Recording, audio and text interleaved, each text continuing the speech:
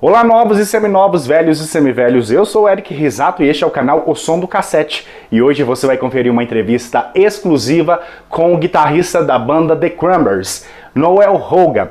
Em entrevista ele falou sobre o seu novo projeto com a cantora brasileira Mel Peck e abordou também sua trajetória na banda irlandesa que se destacou com os singles Zombie, Linger e vários outros. Mas antes, deixe seu like, se inscreva no canal e não se esqueça de acionar a legenda para não perder nenhum detalhe.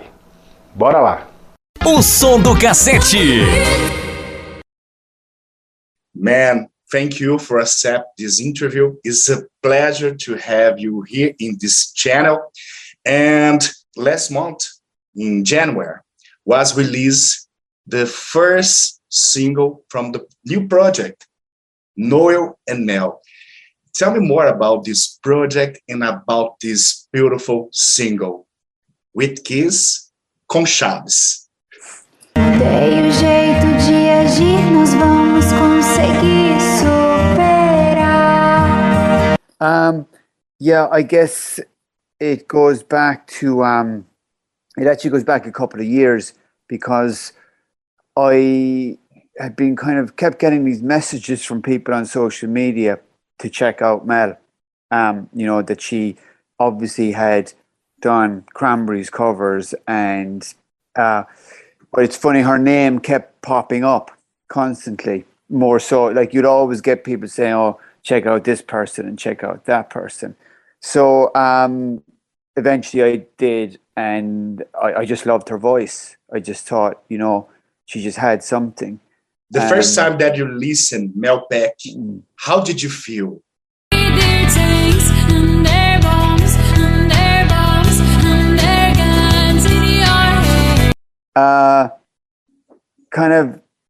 It just kind of gave me shivers a bit, you know, kind of thing. And it just there was something there, and I felt, you know, Wonder was working with me.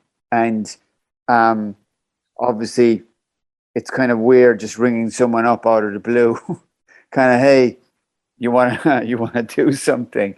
And but yeah, I had a girl that does a lot of work with me contact Mel, and you know, we were talking about, you know, kind of doing some stuff. But then of course COVID came along, and you know, we're all kind of hopefully coming out the end of that now, but it kind of stopped any kind of being able to get into a studio or work together in the same room, living on different sides of the Atlantic. But thanks to technology, when, like, a few weeks into the pandemic, I had been writing all along. I always do. And then I had these songs, and I sent Mel a message. I had kind of kept in touch with her, and hoped, like everybody, the pandemic would last a couple of months, and, you know, that'd be it. But it obviously wasn't then. And I asked her, would she be interested? I didn't know if Mel had worked on her own songs before, or where, you know, what her stance on that was. And thankfully she was quite interested and agreed. And I sent her a track that I had, and we said we do one and see how it would work.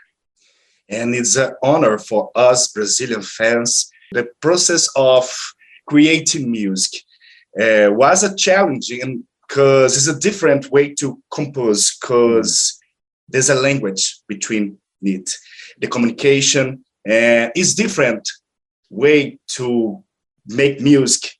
Was hard you learning with this new project? Tell me more about the process of creativity.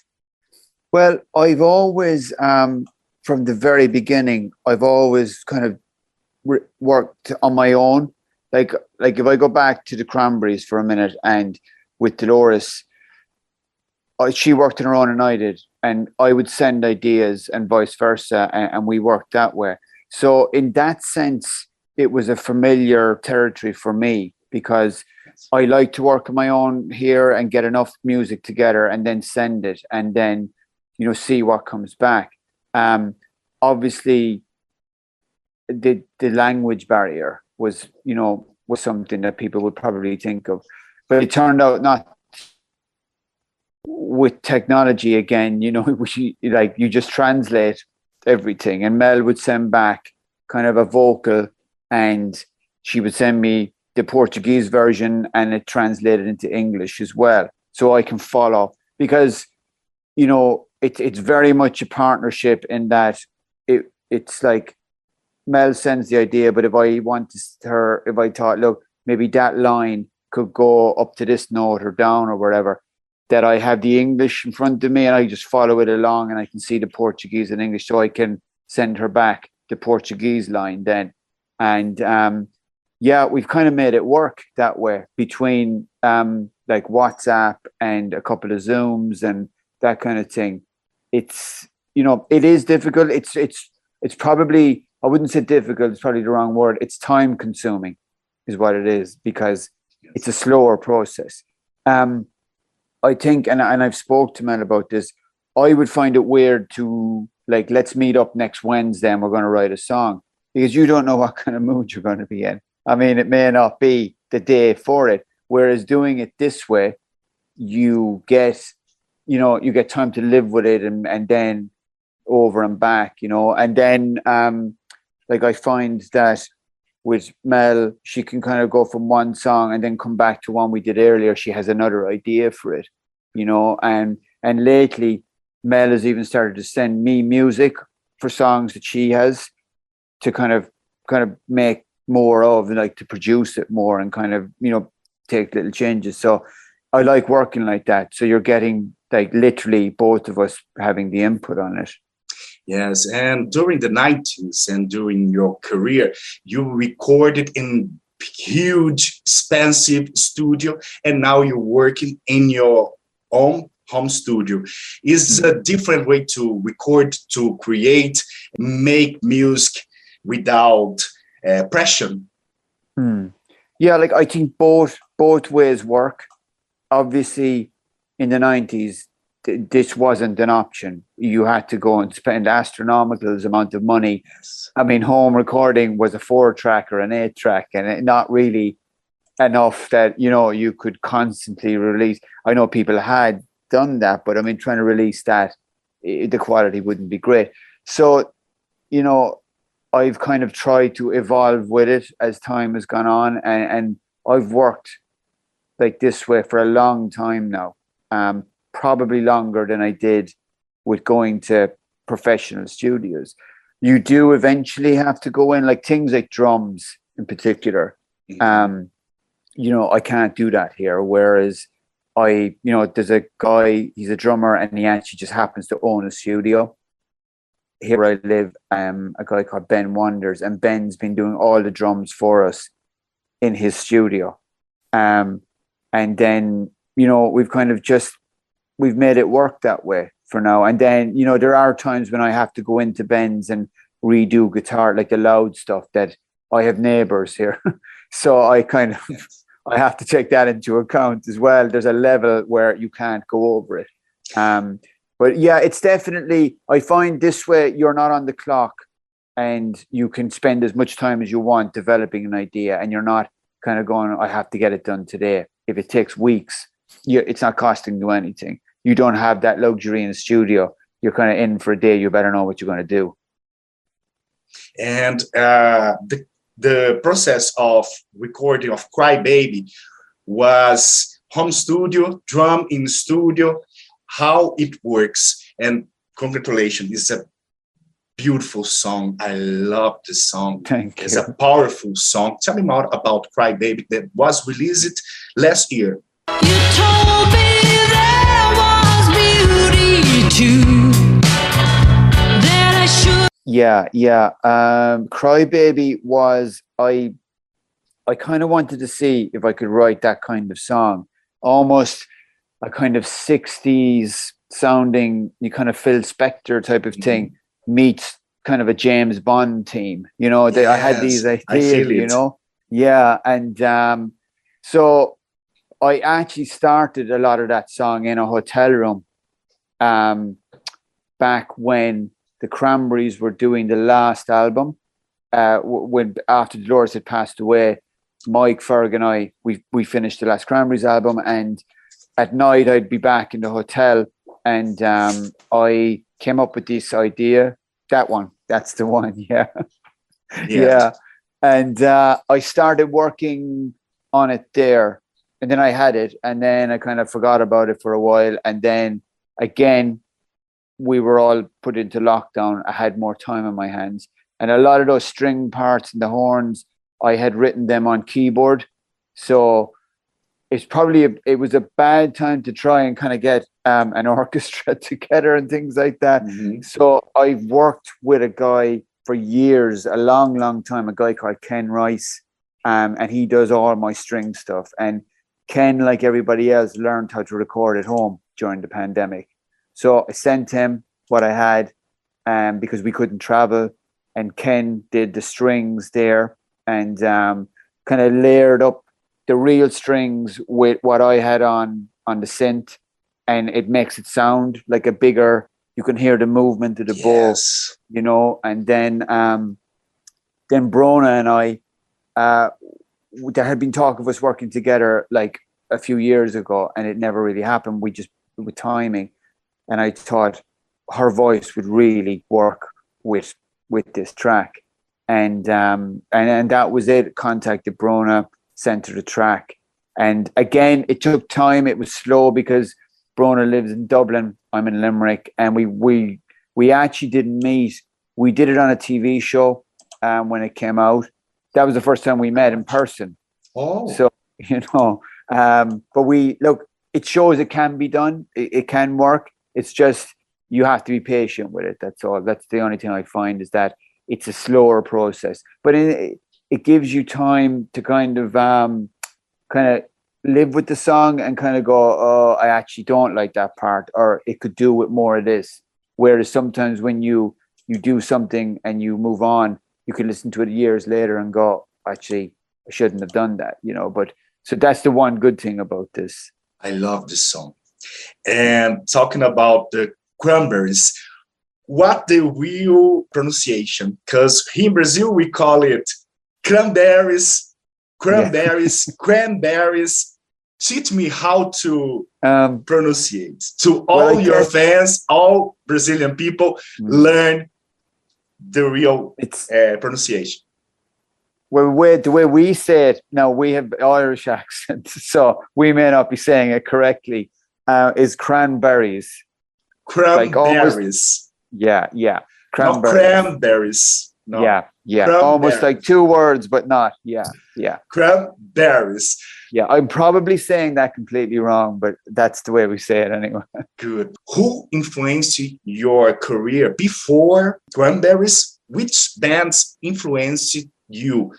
They were mainly, I guess, they would have been what were considered in the 80s as kind of very alternative bands you wouldn't have heard of on the radio. But actually now everyone kind of knows them. Like, you know, like bands like The Cure. Go on, just walk away. Go on, your choice is made. Go. Or you know, or New Order. Every time I see you falling, I get down on my knees and pray. The Smiths. With a thorn in the side, behind the hatred, the lie, the wandering. These are bands that we kind of grew up listening to. You know, Joy Division.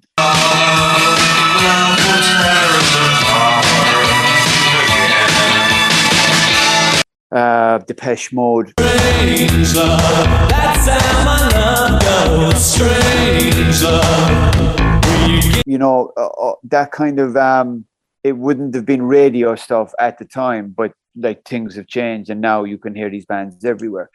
And when we began, four of us in the Cranberries liked was the Smiths. The four of us loved them, and we, you know, I guess in our own ways, kind of thought, oh, yeah, because it sounds something like that, you know, very kind of, hence the jingly guitar sound that I have, you know, that the people would know me for, was my version of trying to be Johnny Marr, you know, but you try, but you're not able to do it. So you end up doing your version of it, and that becomes your sound then. And when we had the opportunity to do the first album and we needed a producer, we asked Stephen Street, who had worked with the Smiths and with Morrissey solo stuff, and kind of didn't think he'd do it, but he did. And Stephen has worked with us. You know, Stephen's a really good friend now, and he's been with us, I think, apart from 1 or 2 albums, Stephen did all the other albums.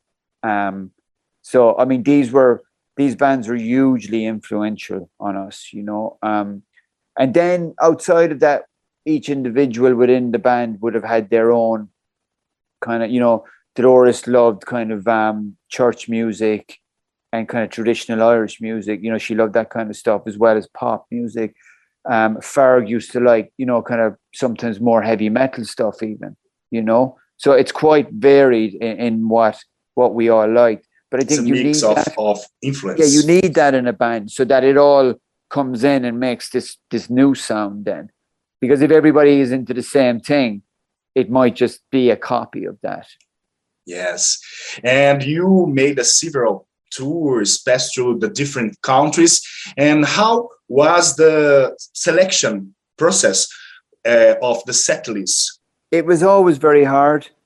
What we would do is, like at rehearsals, we would rehearse for ages before any tour. We kind of rehearsed too much, I think, you know, and so we'd kind of rehearse like so many songs, and then for the first few shows you might add in songs or take out songs, and there were some, look, obviously there's stuff like Zombie and Linger and Dreams that always had to be in there. Once or twice we left these songs out and it didn't go down well. You know, people were kind of going, oh, you know, they didn't play this, they didn't play that. So we learned early on that you kind of had to put in the singles, a lot of them, and then that left scope for other ones between that. And we'd rehearse a bunch, and then we'd try and chop and change them as much as we could. And it would depend. There was a lot of factors. Sometimes we'd have a set list and we might do that for 3 nights, and then have another set list that we do for another 3 nights. Sometimes if Dolores's voice was feeling, you know, a bit shaky, it's been a long tour and all that, she might say, look, I can't sing, that one's too high tonight, I want to do another one, and you take it out, you know. There was loads of different factors, and like, it was hard because there's always songs I like that aren't in there, and there's songs that Ferg like that weren't in there, and, you know, it kind of, and it's like, that's like even when you do an album and you finish it and you've got 20 songs, but you can only fit 14 on the album. Suddenly then it's like, which 6 are going to be off? And it's very much the same thing again. So it was always hard. There's tons of songs I would have loved to have played more of. And a lot of the time, they're probably songs that would have been B-sides, or, you know, just songs that were on the album and not really big hits kind of thing. You know, I think like one I used to love playing was Wake Up and Smell the Coffee, the actual song itself. Wake up, wake up, wake up, wake up. Shut up, shut up, shut up, shut up. It's time. Tell me more what you want to express, because it's the name of the album. Yeah. It's God, trying to remember back, you know, that long ago. But like, sometimes I find that you just like, you try and evolve every album and try and become better than the one before that. And, you know, that's why like that album and the first album are a lot different. I mean, you start out, you play to the best of your abilities at a certain time, and then you go off and you tour and you become a better musician, hopefully a better songwriter, and then you have the next album, and that repeats itself each time. And you don't want to jump too far ahead that you kind of alienate everyone before. Like, you don't do that album and then come out with like a dance album or something, the next one, you know, you don't like go that far away, but you just try and make it better each time. And, you know, I think at that time we had quite a few albums behind us, and I felt, you know, as all of us did, that this was the next progression. And I think Stephen came back on board with that album and the one before that he didn't produce. So it was great to have Stephen back and kind of steering us again, because when you go and do things on your own, it's very hard to judge if you're doing it right or wrong. You need somebody from outside to kind of go, that's rubbish. You know, you need to be told that that's as important as it is to be told that it's good, so that you know. And it's very hard to judge when you live with it. Like every song you write, you think that's the best thing I've ever done, you know, and then you listen back a year later, go, it's actually not. But you know, at the time you feel that. So it's very hard to separate yourself from that. And like I really like that album. It kind of, I think it was a turning point. It became a slightly different sound for us when we did that album, and the ones that followed that as well. Mhm. And during this album, you made a tour that visit Korea, and there's a shooting of this concert.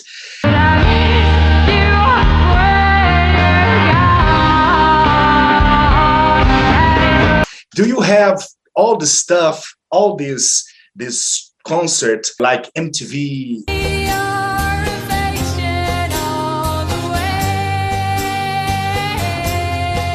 Do you have your own collection, or do you have these that someday you can release? I know that record label, but do you have your own files, archive, and your own collection of shows and bootlegs and something like that to remember to record and someday in the future release it?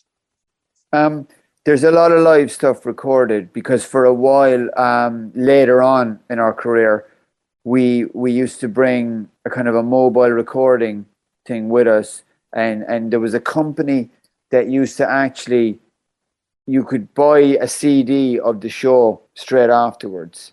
They used to kind of, it wasn't kind of like when you record normally, it goes onto each individual track and gets mixed. It kind of wasn't done that way. It was just all brought in from what people heard out the front. And but I know there's a lot of those recordings that are there somewhere. Somebody kind of in management know where all these things are. You don't have it in your hands. No. And like, it's, you know, we've done a lot of these kind of anniversary editions of our albums, kind of 25th anniversaries. And it's funny because a lot of stuff that we didn't know existed came up, because the record company would have had stuff that we had long forgotten about. You know, when you're in the studio and you're recording stuff, the tape is rolling sometimes and you don't know. And it was good to find when we needed it. And everyone keeps saying to me, is there songs there that were never released? And I'm going, possibly, there might be. I mean, it's just hard to remember, because it was 30 years and it's a long time to kind of remember. You kind of do stuff and then you move on to the next thing. So it's, you know, I'd never say never. There possibly could be things out there that I don't know about yet. Yes. As I said, we would record stuff and then kind of, you know, you do an album and you record a whole bunch of songs and you kind of go, those ones we'll you know, they're the ones to work on, and then we kind of, some of it would be put away, and you know, some of it would show up as B-sides or on these, you know, Japanese editions or some things like that. But there may be songs that we had just forgotten about, because it's like, it's very hard to keep track of it, and when you're really busy, it just, the turnover is so quick. Like some songs that we did that, you know, we probably didn't like or didn't think they were worth releasing, you know, and they'll always be kind of on there, and they probably will never be released because there's a reason. You know, we kind of did and went, oh, that's not great. So there are probably some of those out there, and then, you know, hopefully, look, other things will show up. I know that the record companies are good to keep, they've catalogued everything. So if there's stuff there, it will eventually pop up. Yes. And do you have your own collection of CDs like singles and stuff like that? You have your own collection of Cranberries? Yeah, no, I do.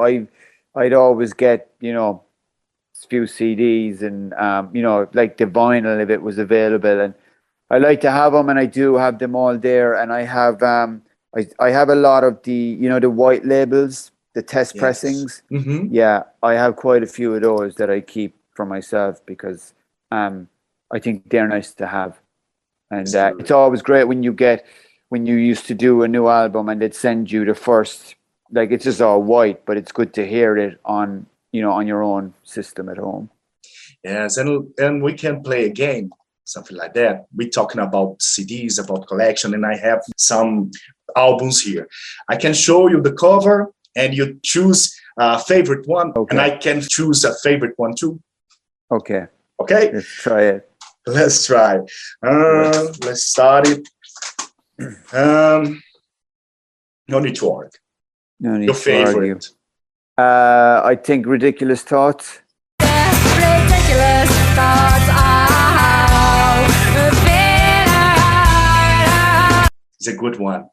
For Yeah. me, the music of my life from this album is 21. 21. Oh, yeah. 21, 21. I love Loads this of one. people, so many people love that song. It's mad. It's very dreamy. Kind of. Yes. There's a band called the Cocteau Twins that we used to really like when we were younger. It always kind of reminds me of that kind of, and it's quite a sad sounding song, but in a good way, if that Yes. makes sense. Yeah. And this one, Roses. This one. I think probably Playboys, Schizophrenic Playboys. Good one.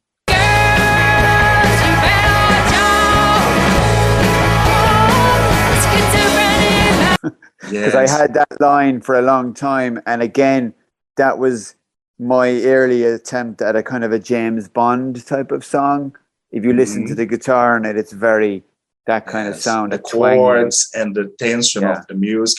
For me, Astral Projections is my favorite one. Lovely. Can you see the colors in Acoustic version of your greatest hits with the chamber orchestra, the chamber orchestra, and something else. There's one in particular that was a good production that is your favorite from this album.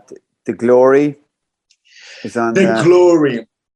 Yeah, that's probably up there as one of my favorite songs ever. I think I really like that song. The Glory is perfect. I see the rose, I see the glory in your And this one, your favorite. Oh, I have to be loud and clear on that one. Loud. loud and clear. I make my mind. It's a good Yeah. one. Sorry Song is a good one. I will ride on my bicycle. I ride thinking of you. What is the meaning of Sorry Song? Do you know? Not really. Like Dolores kind of would always kind of say to take your own meaning from it. A lot from all of her songs, Like there's some obviously you'd know straight away because you'd be with her at the time and you know what's going on in her life, that kind of thing. And it was easy to kind of figure out this song is about this thing. And then there was some where she'd come in with a lyric like that and you have your idea of what it is, but it may not be right. I know. But yeah, she liked for people to take their own meaning from all her lyrics, because a lot of journalists used to ask her over the years, "Oh, what's this about? What's that?" And she was like, "What's it about to you?" And that's Your meaning. kind of the way she liked it. Faithful. I suppose Salvation.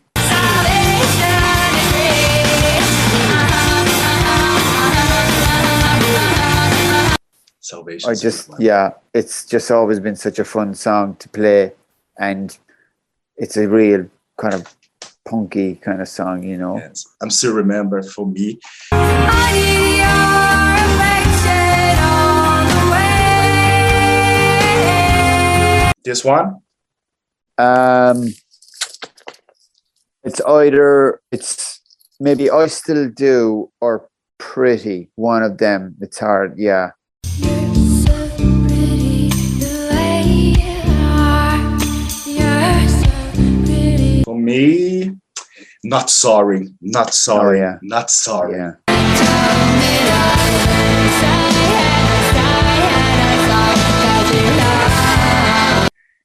Wake Up. Yeah. You know what I'm gonna say. It's Wake Up and Smell the Coffee. Yeah. I Yeah. love this song, and I love the concept.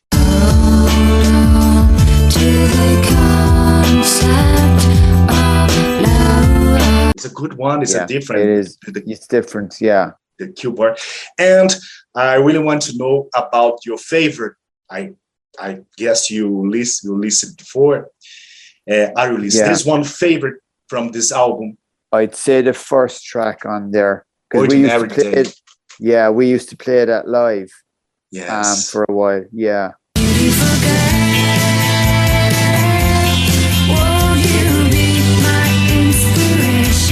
And the last one, In the End. Oh, yeah. I guess the track itself, In the End, the last track on there Yes. is a lovely track. Yeah. And it's strange when everything you dreamt of was nothing that you dreamt of. I'm glad we did that album because we were in two minds whether to do it or not. We weren't sure. You know, there was should we, shouldn't we? But I mean, then you think, will it just sit on a hard drive for no one to ever hear it? You know, because it was all Yes. there. And I think for us, the three of us, it was like a therapy session, really, to deal with everything, because it was quite soon after Dolores passed away. I mean, we Yes. went in, I think, in April of that year, and Dolores passed away in January. So it wasn't that long. And I'm so happy now that we did that album. And I Yes. think we did it at the right time, because it has a sound and a feel to it that you could only get, you know, from that time. And was Grammy nominated. Yeah. Right? Yeah. It's it's a special album. And on the cover, we can see children's. Mm. This one is your song. This that one. Yeah. This. That guy. He's a lot bigger now. Yes, A lot he's bigger. he's in the music too. In the future, we can see a new generation of the Cranberries. Yeah. Yeah, he does. He plays a whole bunch of instruments. Yeah. So yeah, he's quite good at it too. So And the Cranberry child. I know that you, Dolores, Mike, and Fergal, there's child. All the children is in the music. They breathe music or not. You do what you want. I think different. It's like any family. Some of the kids and some of the, you know, some are like the music. Others have no interest, and I think that's a mix with all of our children. You know, it's kind of, they're all doing different things and getting older, and you know, it's a very, very hard life to do. Like, you know, Yes. and not everybody succeeds in it. So it's I think we've always in our house kind of let them pick their own path. And I have two older girls who are both gone to college and do completely different things now. They don't do any music, and Who knows, in the future, there's a new generation of the Yeah. Cranberries. And talking about your brother, he is still on music. He's still doing music like you, or only you that is living for music and doing your own thing? Yeah, Mike, not so much. He, you know, he plays now and again, but not that often. I think Ferg still tips away with stuff as well. You know, he does stuff. He's got a studio at his house as well, and he does things. And then, like, obviously, I'm here and doing all this other stuff. So I mean, it's weird because you wonder, what do you do next? kind of, we did this we left school, we started this, and then you go, will I keep it going, when the Cranberries ended, or will I finish up? And I've always taken breaks from it for a bit of time to get away from it, but you end up kind of picking up a guitar or doing something again, and you end up in the next project then. So for me, I can't really see myself stopping. I love doing it, and it's kind of, we call it work, but it's not really work, Please don't stop doing music, please, please, please. And there's a moment in your career that is very special, or something that happened during the 90s or now, and you are very proud, that really mark your life and is special for you. There's a song, there's a moment, there's a video clip, there's an album. Can you tell me about the special moment in your career? You can choose one. I suppose it's those first years when you start in a band, and it's not an actual moment. It's that whole where you have four kids who start, and then on their own take this journey or these steps, and suddenly everyone in the world knows who you are, or knows the music that you've created, and you don't ever get that again, because you have to kind of work hard and fight a lot to get noticed in the beginning.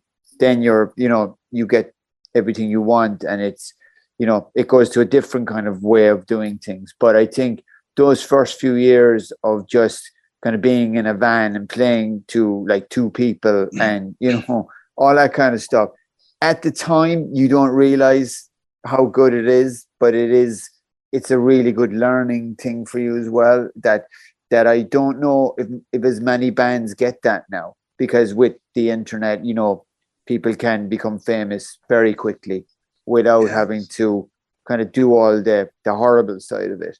Not everybody, but there is an element.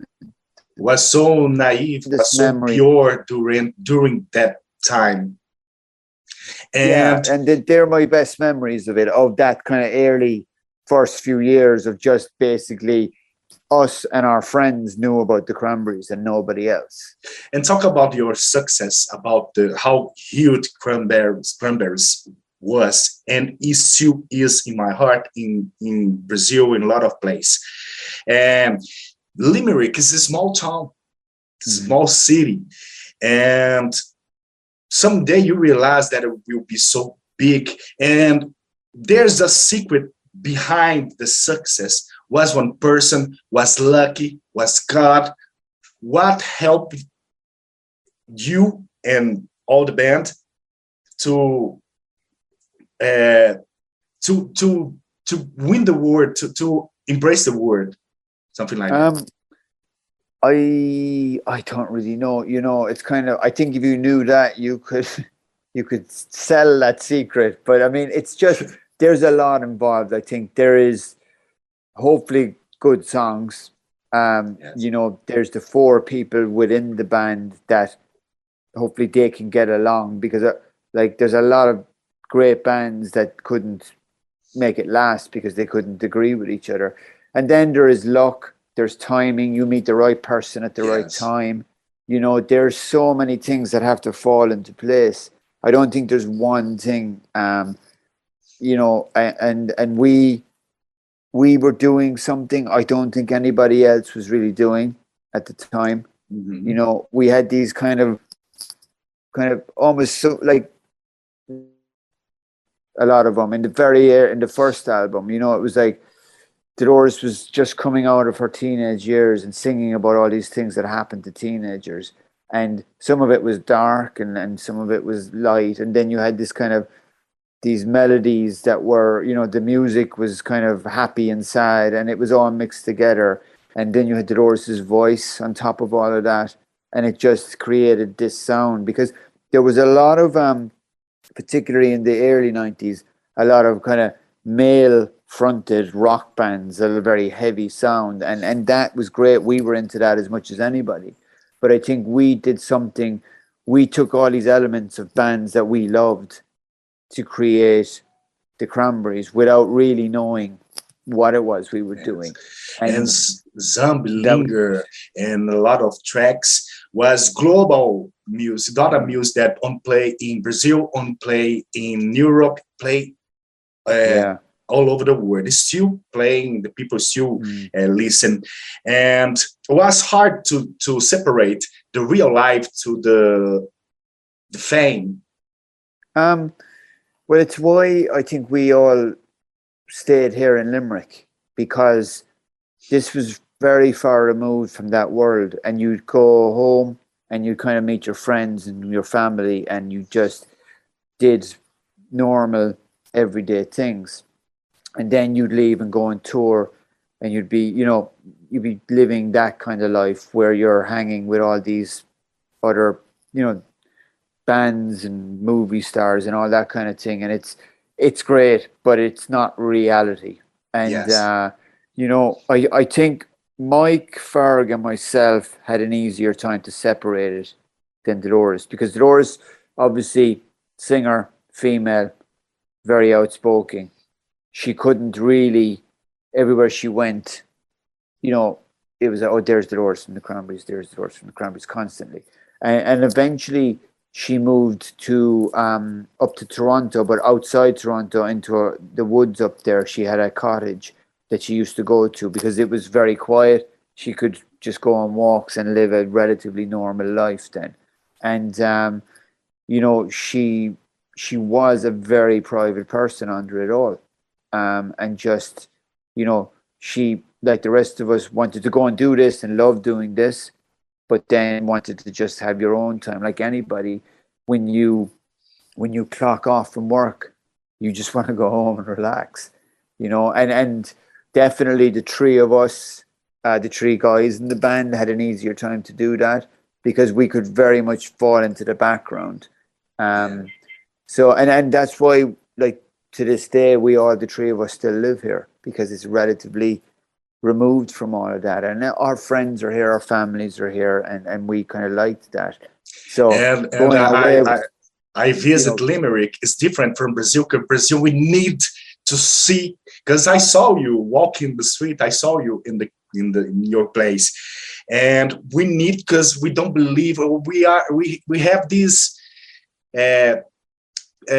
this will to see, but we are not crazy, okay? But it's a quiet life, it's a quiet way, it's a different way to see artists and see idols, and to see person that is famous, and they see you like a normal person. It's different from Brazil. If you was famous in Brazil, you was in Brazil, people want to touch you, want to talk with you, want to see you. Yeah, I think, like, the thing about here, it's like, as you said earlier, it's a small city, and everyone's used to seeing you because we're here all the time. So it's no, it's no big deal kind of thing. And like when the band first became famous, there was a brief time where, there was, oh, look, you're in the band, that band, and all this kind of thing. But after a few months, that, I was like, oh, it's you again, kind of thing. Right. Yeah. So it's great. And I mean, and with the three of us like that, that's what we liked about it, that we could come back and just get on with things, do what everybody else does, do your groceries, do the school run, all those kind of things that shouldn't be a strange thing to do. Yes, during the night it was so hard to make this move, to go out and go to the bar, especially in Limerick, in all over the world. Success is good, but I think it's like that twist, like a tornado, like a huge storm. And talking about return to Mel Peck, and there's something new coming, there's some video coming, there's an album in the process. Tell me more about this new project. Yeah, so look, we've had really, at this point, the bones of 2 years, because this is how long this pandemic has gone on. And what began as one song ended up being, I don't know, we're up to 20 something songs now, and still writing, still have more. So we did the first song that came out on New Year's Day was really to tell the world this is us working together. And then we have what we consider the first single to come out. We're hoping April.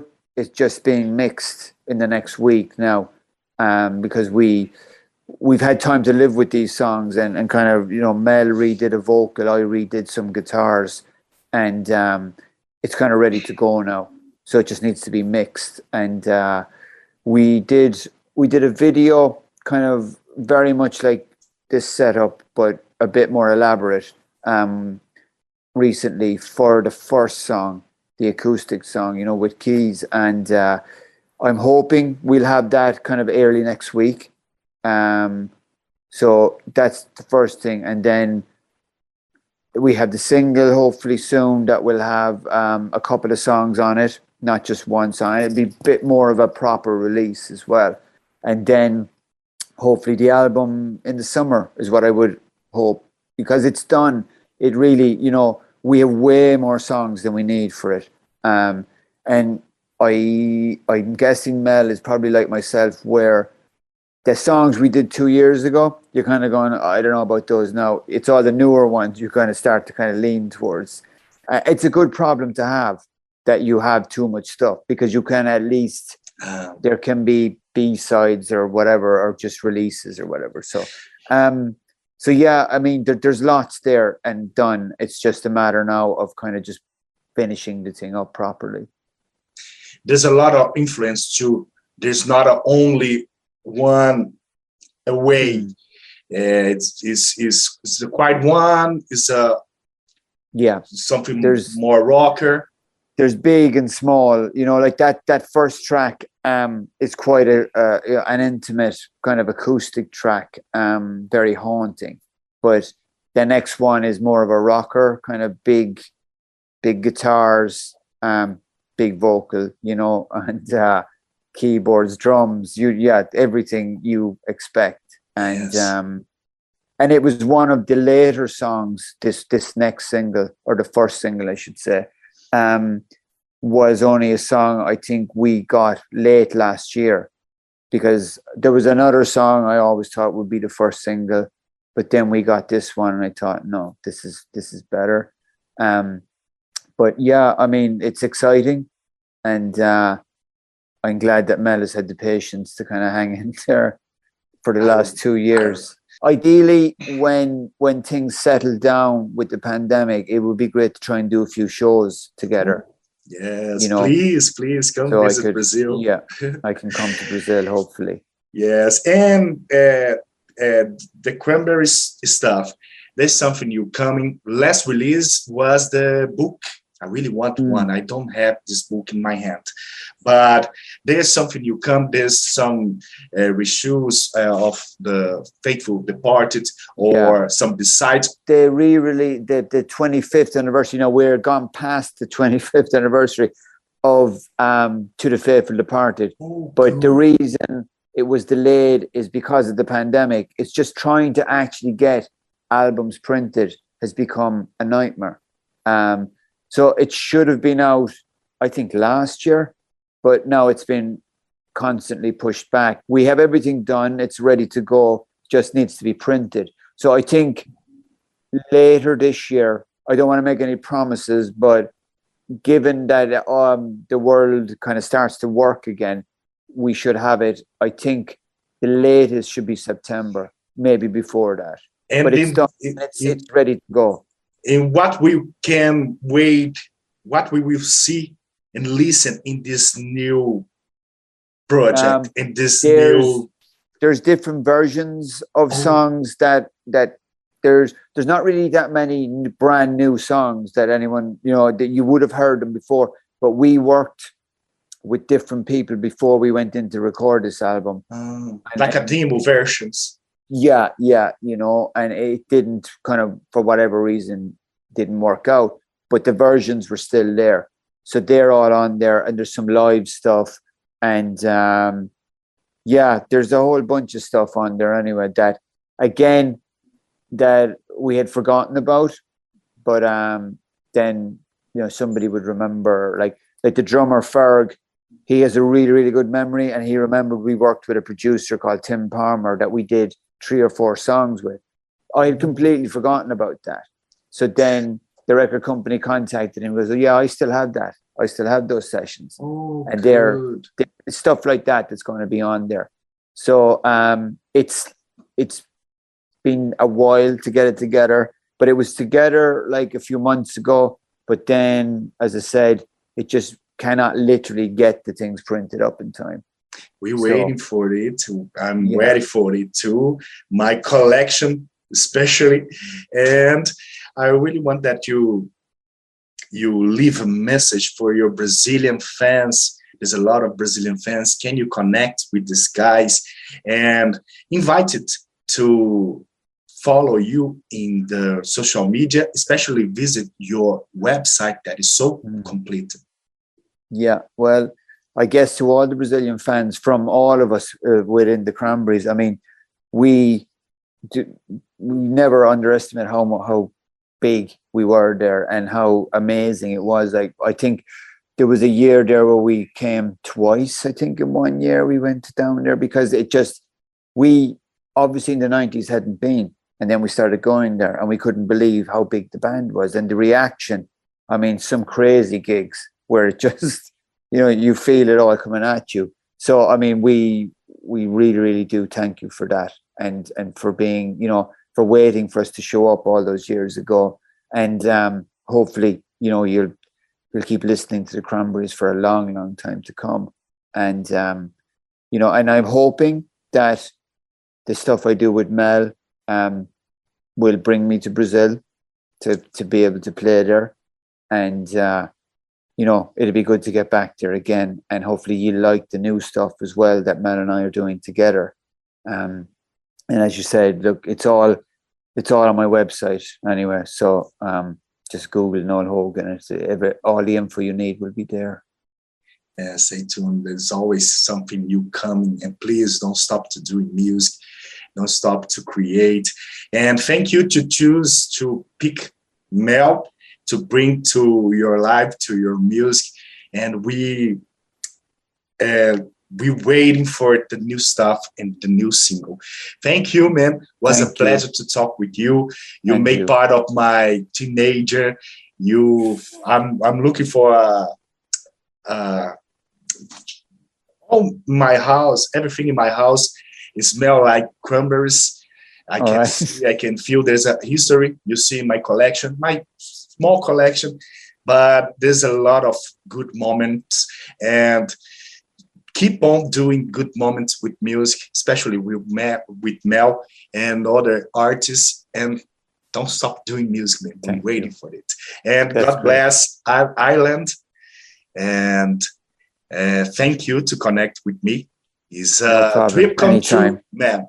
Thank you. Thank you for asking me.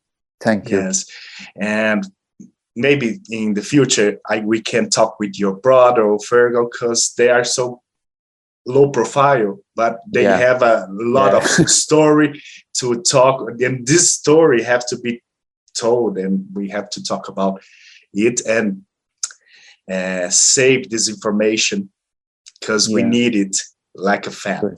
E aí, curtiu a entrevista? Então deixa seu like e não se esqueça de compartilhar este conteúdo. Quer assistir a entrevista com a Mel Peck, essa cantora brasileira que ganhou o coração de Noel Hogan, e saber mais sobre esse projeto que vem aí? Basta clicar aqui nesse link. E te convido também para você ficar estiloso com as estampas da lojinha do canal Som do Cassete. São vários t-shirts com estampas nostálgicas.